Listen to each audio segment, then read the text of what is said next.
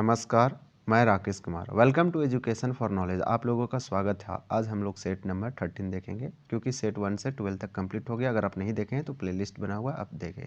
यह बिहार स्पेशल से है, यानी सारे प्रीवियस ईयर क्वेश्चन है बीपीएससी और बीएसएससी के द्वारा जो अलग अलग एग्जामों में पूछा गया वही है। अगर बिहार का कोई भी एग्जाम तैयारी कर रहे हैं जिसमें से जीके जीएस पूछे जाते हैं, बिहार स्पेशल के क्वेश्चन पूछे जाते हैं, उसके लिए इंपॉर्टेंट होगा। हम लोगों के पास टोटल 100 सेट है, यानी कि टोटल हम 100 सेट करने वाले हैं और एक सेट में टोटल 20 प्रश्न है। तो आज हम लोग सेट नंबर 13 में पहुंच गए हैं। अगर 17 फर्स्ट बीपीएससी के लिए कर रहे हैं तो उसके लिए अति महत्वपूर्ण है, क्योंकि ये सारे previous year practice set question हर इंपॉर्टेंट प्रश्न है। और बिहार टीचर 4.0 का कर रहे हैं तो उसके लिए भी इंपॉर्टेंट होगा। प्रश्न संख्या फर्स्ट में दिया गया है, लोथल किस सभ्यता का एक बंदरगाह था। सबसे पहले आप याद रखें कि लोथल एक पोर्ट था, यानी बंदरगाह था। बंदरगाह या पोर्ट क्या होता है आप पढ़ चुके होंगे, यानी ऐसा स्थान, तटीय इलाका जहाँ पे कंटेनर कुछ सामान लोड होती है, जहाज आती है, सामान उतारते या फिर लोड होती है, वहाँ से चली जाती है, उसे बंदरगाह या पोर्ट बोलते हैं। तो लोथल एक सिंधु सभ्यता, यानी कि जब सभ्यता भारत में थी उस समय सिंधु एक बंदरगाह था, पोर्ट था। फर्स्ट का आंसर ए हो जाएगा ए, यानी हड़प्पा सभ्यता को सिंधु सभ्यता भी बोला जाता है। तो हड़प्पा सभ्यता का बंदरगाह था लोथल। लोथल पड़ता है गुजरात में। ये कई एग्जामों में पूछा जाता है, नेशनल और स्टेट एग्जामों में। क्वेश्चन नंबर 2 में दिया है, मगध का कौन सा राजा सिकंदर महान का समकालीन था। जब सिकंदर था उस समय मगध का राजा कौन था, वही पूछा जा रहा है। मगध का कौन सा राजा सिकंदर महान का समकालीन था, यानी सिकंदर के समय मगध पर कौन राज कर रहा था, उसका शासक राजा कौन था। क्वेश्चन नंबर 2 का सही हो जाएगा घनानंद, यानी मगध का राजा घनानंद था जब सिकंदर था पूरे भारत पे राज कर रहा था उस समय। क्वेश्चन नंबर 3, आनंद कुमार किस कोचिंग संस्थान के संस्थापक है। आप लोगों को ये पता होना चाहिए, आनंद कुमार को भारत सरकार के द्वारा दिया गया है पद्मश्री अवार्ड, जो कि 4th हाईएस्ट सिविलियन अवार्ड है।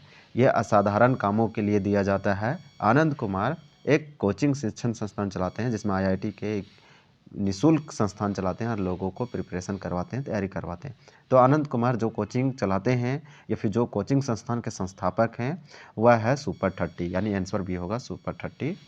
क्वेश्चन नंबर 4 है, कौटिल्य का संबंध किस विश्वविद्यालय से है या फिर था। तो कौटिल्य का संबंध किस विश्वविद्यालय यानी यूनिवर्सिटी से था। तो 4 का आंसर हो जाएगा सी। और सी में हम लोग को दिया गया है, हम लोग एक ऑप्शन देखेंगे कि सी में क्या है। तो सी में है तक्षशिला, यानी कौटिल्य का संबंध जिस विश्वविद्यालय से था वह विश्वविद्यालय था तक्षशिला, इसलिए 3 का आंसर हो जाएगा नहीं। हम लोग क्वेश्चन गलत देखें, अभी हम लोग देखेंगे। यहाँ पे ऑप्शन 4 क्वेश्चन था ना, तो 4 का आंसर हो जाएगा सी। ठीक है, 4 का आंसर क्या हो जाएगा सी, यानी तक्षशिला। तो कौटिल्य का जो है संबंध जो था वह तक्षशिला थे। क्वेश्चन नंबर नेक्स्ट देखेंगे, यहाँ पे आप देख पा रहे होंगे आंसर सी दिया है तक्षशिला। क्वेश्चन नंबर 5 है। 5 में पूछा जा रहा है आपसे कि बिहार कितने राज्यों से घिरा हुआ है। क्वेश्चन ये ज्योग्राफी से हर इम्पॉर्टेंट है। क्वेश्चन नंबर 5 का आंसर ये हो जाएगा 3 राज्यों से। बिहार कितने राज्यों से घिरा हुआ है, तो 3 राज्यों से घिरा हुआ है। 5 का आंसर जो है ए हो जाएगा। नेक्स्ट देखेंगे, और एक कंट्री भी है, इसका अगर ज्योग्राफी आप पढ़ेंगे तो उसमें अच्छे से आपको ये कॉन्सेप्ट क्लियर होगा। निगार्थी का क्या अर्थ है।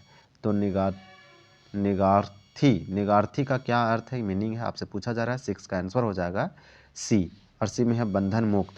नेक्स्ट देखेंगे प्रश्न संख्या 7, और 7 में दिया जा रहा है आप लिंग अनुपात के अनुसार देश में बिहार का कौन सा स्थान है। तो 25वां है, यानी कि अगर लिंग अनुपात सेक्स रेशियो की बात किया जाए तो देश में पूरा यानी पूरे भारत में बिहार का जो स्थान है वो 25वां है। क्वेश्चन नंबर 8 है, और 8 में पूछा जा रहा है लिच्छवी यानी लिच्छवी दोहित्र किस गुप्त शासक को कहा गया। तो 8 का आंसर हो जाएगा बी, यानी समुद्रगुप्त को लिच्छवी दोहित्र कहा गया। नेक्स्ट देखेंगे, और ये गुप्त शासक थे इसलिए इसे लिच्छवी दोहित्र कहा गया। नेक्स्ट क्वेश्चन नंबर है, हर्यक वंश का बिंबिसार या श्रेनिक किस साम्राज्य का संस्थापक था। तो 9 का आंसर हो जाएगा ए, मगध साम्राज्य का। हर्यक वंश का बिंबिसार आनी आपसे पूछा जा रहा है। यहाँ पे क्लियर करें कि बिंबिसार हर्यक वंश का एक शासक, एक राजा था। जो हर्यक वंश का शासक या राजा था बिंबिसार, या श्रेनिक किस साम्राज्य का संस्थापक था। तो मगध साम्राज्य का, यानी मगध साम्राज्य के संस्थापक बिंबिसार हैं, जो कि हर्यक वंश से बिलोंग करते थे। क्वेश्चन नंबर 10 पूछा जा रहा है। 10 में भारत के महान ज्योतिषाचार्य आर्यभट्ट का बिहार के किस नगर में गहरा संबंध रहा। तो बिहार के किस नगर में गहरा संबंध रहा, आपसे ये पूछा जा रहा है। 10 का आंसर डी हो जाएगा पाटलिपुत्र। पाटलिपुत्र आगे चल के पटना कहलाया।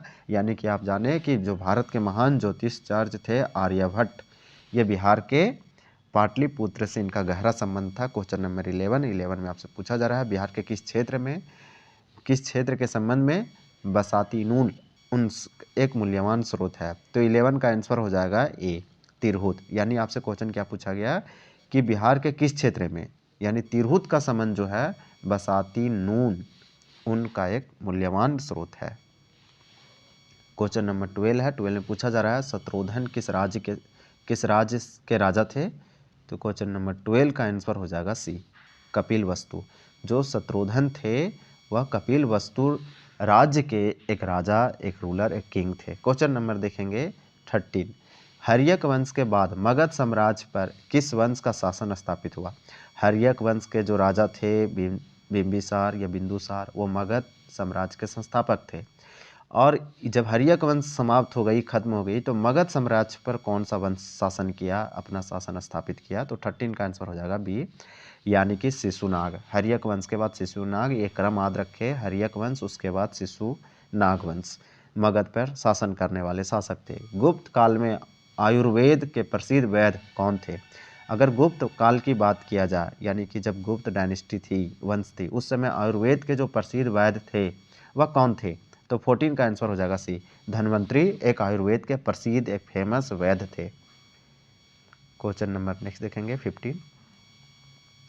15 में आप देख पा रहे हैं कि हर्यक वंश के अंतिम शासक, तो हर्यक वंश के जो शासक थे एकदम शक्तिशाली और महान, वो बिंदुसार या बिंबिसार थे। आप याद रखें, ये इसी ने, बिंबिसार ने मगध साम्राज्य की स्थापना की। तो आपसे पूछा जा रहा है हर्यक वंश के अंतिम शासक। तो हर्यक वंश के अंतिम शासक नागदासक की हत्या किसने की थी। तो हर्यक वंश के जो अंतिम शासक थे उसकी हत्या किसने की। तो 15 का आंसर हो जाएगा बी, शिशुनाग। शिशुनाग ने हर्यक वंश के अंतिम शासक की हत्या करने के बाद हर्यक वंश समाप्त हो जाता है और मगध साम्राज्य पर शिशुनाग वंश की स्थापना हो जाती है। नेक्स्ट प्रश्न 16 देखेंगे। क्वेश्चन नंबर 16 में दिया गया है कन्हर नदी पर कौन सा जल प्रपात स्थित है, यानी कन्हर रिवर पे कौन सा वाटरफॉल है, आपसे पूछा जा रहा है क्वेश्चन नंबर 16 में। तो यहाँ पे हो जाएगा डी, यानी हुंड्रू। तो कन्हर नदी पे जो जलप्रपात है वह हुंड्रू है। नेक्स्ट प्रश्न देखेंगे, प्रश्न संख्या 17 है। धुआंकुंड जलप्रपात यानी धुआंकुंड वाटरफॉल किस नदी पे स्थित है, वह कौन से रिवर पर लोकेटेड है। तो 17 का आंसर हो जाएगा ए, काव। प्रश्न संख्या देखेंगे 18 में दिया गया है कि चंद्रगुप्त मौर्य का मित्र, दार्शनिक तथा मार्गदर्शक कौन था। चंद्रगुप्त मौर्य का फ्रेंड्स यानी मित्र और दार्शनिक और यानी स्कॉलर और मार्गदर्शक कौन थे। तो 18 का आंसर हो जाएगा डी, विष्णुगुप्त। चंद्रगुप्त मौर्य के दोस्त भी थे, दार्शनिक थे और मार्गदर्शक थे। क्वेश्चन नंबर 19 में हेमचंद्र गुजरात के किस वंश के शासक के दरबार में रहने वाले विद्वान थे। तो 19 का आंसर हो जाएगा बी, यानी चालुक्य। क्वेश्चन नंबर 20 में है हजरत मलिक और शेख मखदूम शाह सफरुद्दीन की बड़ी दरगाह कहाँ स्थित है। आप कमेंट करें, क्या नालंदा में है, पटना में है, बिहार शरीफ में और हाजीपुर। वीडियो पसंद आया तो चैनल को जरूर सब्सक्राइब करें। Thank you for watching this video.